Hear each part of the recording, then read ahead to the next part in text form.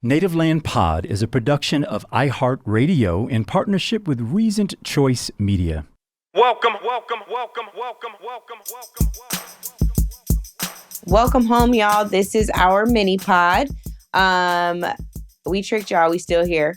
I wanted to touch base with y'all because we did a whole show where we ended up in a rumble around the Oval Office and whose ass should have a chair in there. But what we didn't talk about is what happened in the election. Because everybody else has. But I think that our perspectives matter here. A lot of the folks that have something to say don't necessarily have the inroads with the people we know within these campaigns. And I think the other thing that has been talked about in passing, but not as much, is the fact that it wasn't just a Harris for president campaign loss.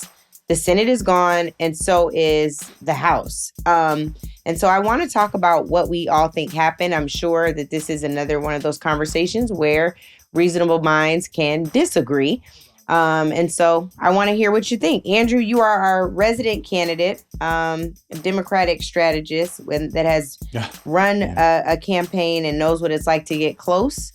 I think you probably only know what it's like to get close. You only have won and you've only gotten close. You've never had a blowout like this. So what do you think went wrong, or what do you know went wrong? Angela, I can tell you one thing that I believe went right, and that is Kamala Harris, with 100 days to transition from VP candidate to presidential candidate, which is, I can't even imagine the change that would have had to happen, ran through the goddamn tape.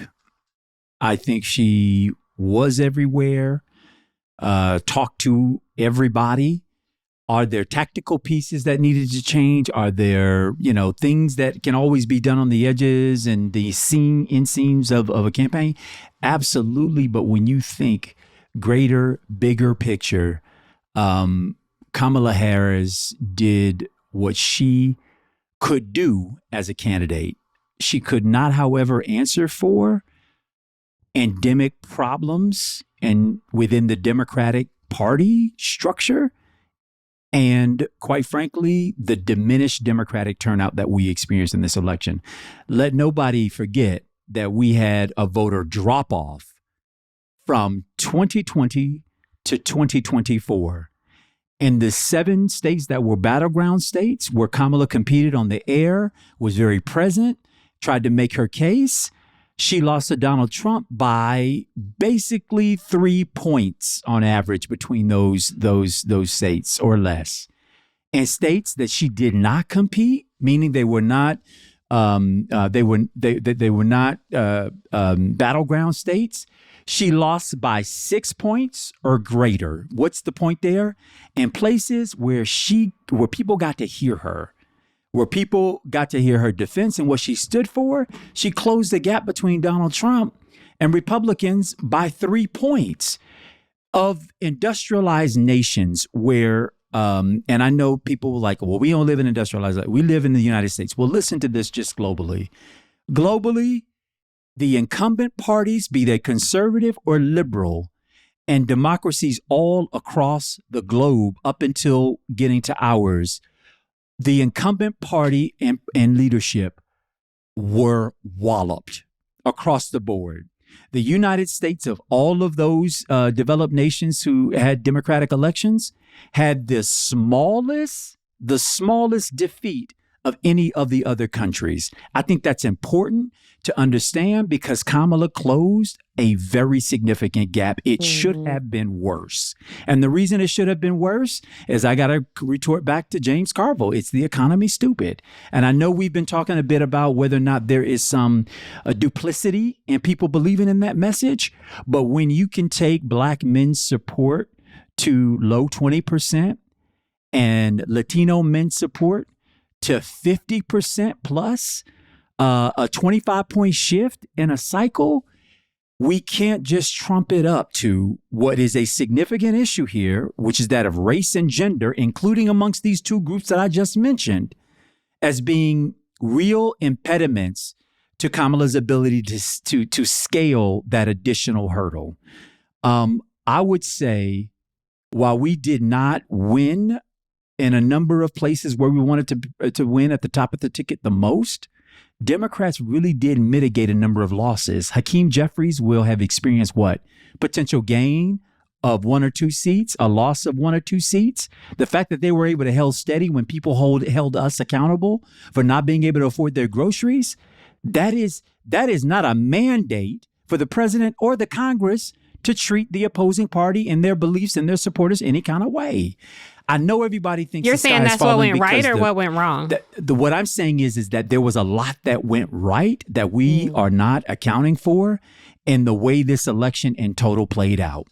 I want to know what those things are.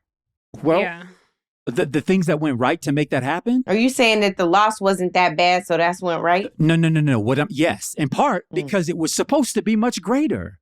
I know we all had optimism that it was the devil versus the angel sitting on the shoulder. She's not an angel, but I'm just making the comparison, which means he was canceled, could not be considered. Well, for a lot of voters, they didn't experience him so badly the first time. They ignored a lot of his nonsense, which was consequential for a lot of communities, but they ignored it. And what they recalled was that their groceries were accessible and affordable. You had people across the board saying that they felt like they financially did better, even though the U.S. survived the U.S. survived the inflation better than any other industrialized country. We came out of it better. We came out of COVID better. But people don't live in other countries. They live in this one. And so if their experience is bad, it's going to be reflected. Y'all, I think there were a lot of contributing factors to the loss that Democrats experienced. But I always felt like this race was either going to be like this, neck and neck, or that it was actually going to be a demonstrable win. I was hoping that demonstrable win was going to be in favor of Kamala Harris. But if you look across these battleground states, the blue wall collapsed, not terribly significantly, but enough for us not to win those electoral votes. And we got to get inside what the hell working people in this country are thinking. And when I include working people, I'm not talking about white rural folks. That is not a synonym for working people. Working people are black, brown, everything in between, who felt like this party was not doing their bidding. Even though we're the only ones doing their bidding, the talking points on the other side and the messaging from the other side made them look like they were the Union Party and not us. And we got to figure that shit out. And the last point I'll make is when we were in Atlanta, and I will never forget that young man who stood up and talked about the hundreds of black men that he encounters every single week in Atlanta through the nature of his work and the fact that they were saying that straight black men don't have a home in the Democratic Party.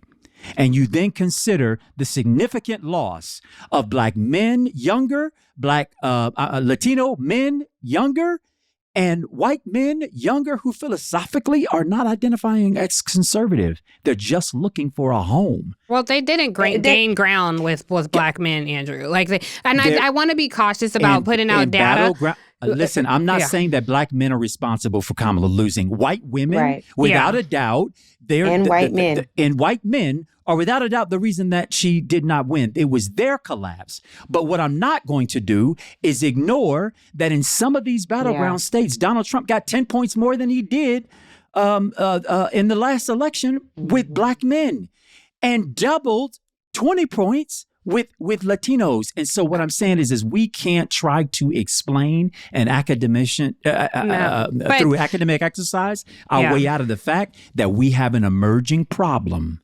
amongst certain constituencies of these young men who do not feel like they are seen, heard, played with, dealt with within the Democratic Party. And that will be a significant problem, especially when you consider what the future voting demographic that part will is be. true. Yeah, I just want to hop in because we're 10 minutes in. I'm done. That's my piece. I think we have to consider that the voter turnout itself was smaller, and that's why some of those gains look like they were larger. I'll be quick. What I think went right.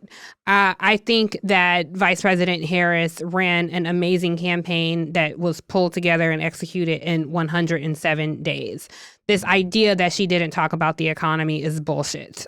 She absolutely did. You know, she put together an incredible campaign in 107 days. And I don't think the idea that she didn't talk about the economy is complete and utter bullshit. And it drives me crazy that people say that constantly across the cable news spectrum, and hosts who are supposed to be journalists don't correct it. She did talk about the economy. I don't think there is anything that she could have done differently that would have changed the outcome of this election.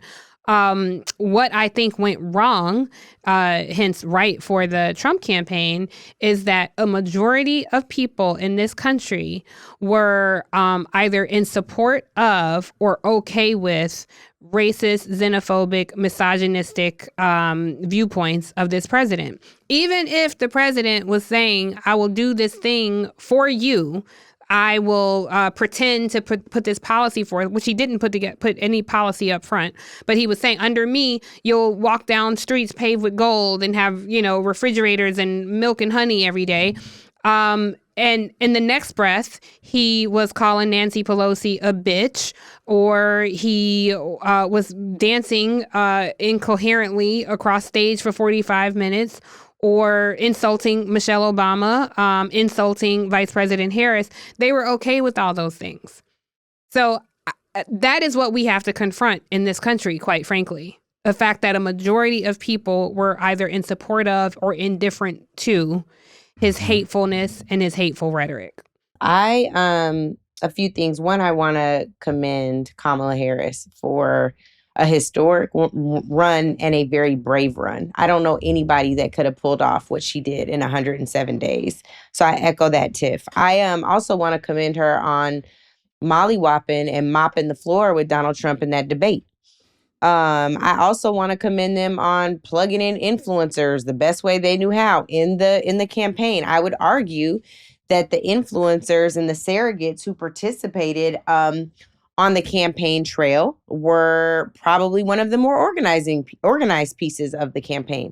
However, that's not sufficient. And I think, Andrew, to the argument that we had with Tiff before on if the role of celebrities is outsized with what actually matters when people go into the voting booth is something that really should be questioned at this point. A lot of money was spent on getting those folks out to the trail, getting them on the stage, ensuring their involvement. And I don't know that she saw a real ROI there. And that's something that has to be discussed. I have a tremendous bone to pick with white men and with white women. These are the same folks I talked about needing to be held accountable for whatever they decide to do on Election Day. And I'm not veering from that. I have a tremendous issue there. Shout out to y'all because you showed up. The sad part for y'all that showed up is you showed up and voted against your interests. People have argued that you did vote your interests. What I'm saying to you is, and I'm not trying to call you ignorant, but I believe that you voted in the long run against your interests and you don't even know it. You thought your interests were mass deportation. You thought your interests were getting rid of DEI. You thought your interests were ensuring that affirmative action no longer existed in institutions of higher learning for your children. What you don't realize is the ways in which these things are going to backfire and hit you even more. I gotta say that I think the biggest winner in this campaign is, once again, the white consulting class.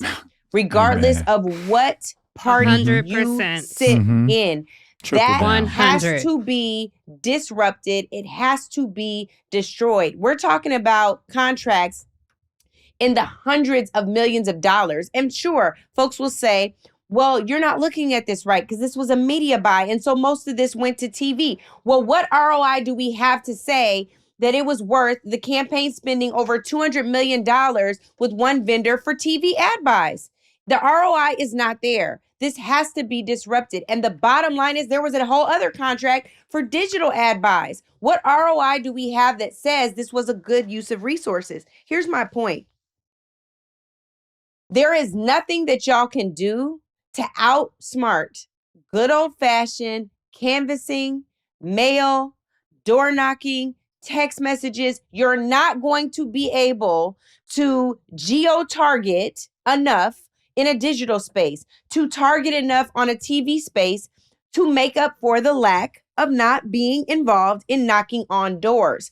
That was an issue before Kamala Harris became the top of the ticket and the nominee for this party's nominee in this election. That was an issue that preceded Joe Biden being at the top of the ticket. This is an age-old battle that has to be fought and has to be challenged. There are Black staff who are part of the organizing community, part of canvassing, challenge paid canvassers, challenge whether or not this was the right tactic, said they didn't have the resources. Jasmine, who was the state director in Florida, Andrew, I sent you her her Twitter thread earlier. She goes in about how much they had to rely on outside resources because they couldn't get any resources from the campaign because the campaign had pretty much given up on Florida. The sad part is, y'all, that is not a Florida unique story. Mm-mm. It is the story of every battleground state director, and that has to be discussed. They spent so much time and effort in ensuring that these large, rich, white consultants would keep their share, could even potentially get bonuses off of a loss, but wouldn't get these folks the dollars they needed to get signs on the ground, to get folks on the ground knocking on doors. You guys, we went and knocked on doors. We couldn't figure out how to use the MGP van app. Right. We could not say if somebody wasn't home or not. We know that firsthand.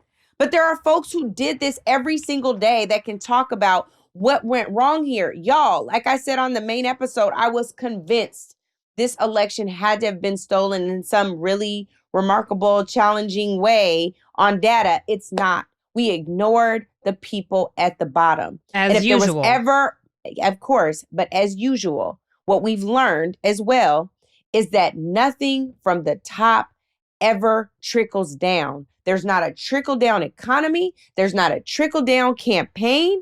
You cannot expect that people will be touched just because folks are getting paid at the top. So there's a lot more to be said there, but that's what I got to say. The biggest loser here is the DNC, because I think that thing going to have to be disrupted and destroyed to really get back to the heart of what it was supposed to be from the beginning. Well, the biggest loser is the American people. And I just want to echo your point, Angela. We know personally people who were given crumbs out of this huge pot of money. They were given crumbs. And these are people who have been doing organizing work and GOTV work for decades. People are so willing. People poured money into, I don't know about this cycle because I don't know the numbers, but previous cycles, people poured money into Never Trumpers. They poured money into the Lincoln Project. But you had people, like, you didn't dance with the ones who brung you. And I honestly just think we're looking at a space. It wasn't just that Vice President Harris lost. It was the way we were treated all the way down, like you talked about, Angela, as staff, as people outside the campaign who were trying to help this campaign win. And I want to be really clear. None of us are putting this at the feet of Vice President Harris. Nope. We're putting it at the feet of people who were in charge, who are constantly discrediting the people whose very fucking backs this democracy depends on. And when I wept for days after the election, that is what I wept about. Yeah. And that's the thing. Like, at some point, the folks who get rewarded for losing elections cycle after cycle, and they get named campaign managers or named campaign chairs. That has to be, that is the first place where accountability must be had. And so I wanted to have this conversation. I know that it's emotionally charged. I know this is challenging. It's hard. We've been screaming this from the beginning of the podcast. Andrew's giving y'all his own story. I know that he'll continue to do that. I hope that he'll participate in this autopsy as well, because it's not just an autopsy of this cycle. It's an autopsy of what's been wrong with the party for years. Yeah, and it's time for it to change. Yeah. And Black women, you do not want it to be Black women versus the party. Black women, we are the backbone. So see how you do without your base. See how that goes, since we weren't valued. And Black men, because they Black men too. But I'm just saying Black women in terms of organizing. We do outnumber Black men. I love Black. I never believed the Trump BS. I know brothers are right there with us. I don't even believe that Trump gained ground with Black men. But the I would say one distinction is When Black women organize a community of people that includes Black men and Black women. Black women are constantly on the front lines as poll workers, organizers, just disproportionate to any other group, including our brothers, our Black men. But this is not meant to put Black men down or disparage Black men. We need y'all. We love y'all. Y'all are right there with us in this fight. But I am just so frustrated and heartbroken by the way we're treated. It is so exhausting. It's so exhausting. And I don't know how you hold on to hope, but I'll tell you guys, I don't have an ounce of fucking energy to do anything for this party, this country. All I want to do is make sure my people are okay. I'm running out of the fight, to be honest. If this is what y'all wanted, have at it. Let it burn. I want to make sure that my people are okay. That's just where I am, truly. I hate this. I know that this probably means that we'll have to do a part 2 on this as we continue to figure out what happened in this election, as we continue to wrestle with our own feelings and the facts. And we'll always do that right here on Native Land Pod. So thank you all so much. And nobody's wrong for how they feel. That's for damn sure. Thank you all so much for tuning in. Welcome home, y'all.